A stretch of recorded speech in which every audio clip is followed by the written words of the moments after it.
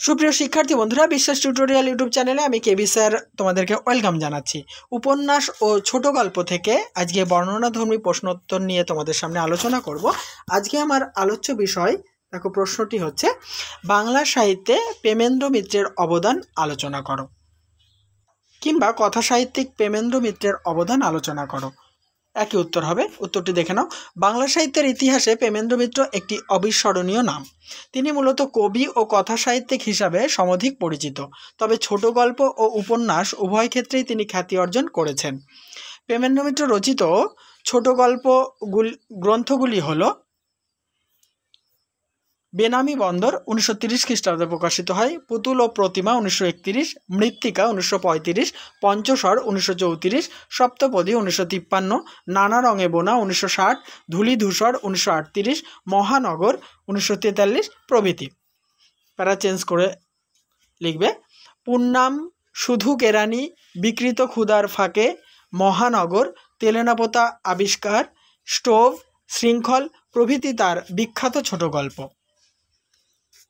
পরের প্যারায় বিষয় হিসেবে তিনি কঠোর বাস্তবকে তুলে ধরেছেন তার ছোট গল্পগুলিতে।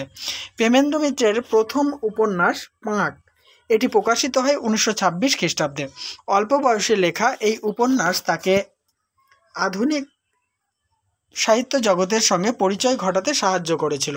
এছাড়াও প্রেমেন্দ্র মিত্রের অন্যান্য উপন্যাসগুলি হল মিছিল, উপনয়ন, আগামীকাল, কুয়াশা, প্রতিশোধ, হানাবাড়ি, পথ ভুলে, হৃদয় দিয়ে গড়া, বিসর্পিল, পথের দিশা, যোগাযোগ প্রভৃতি।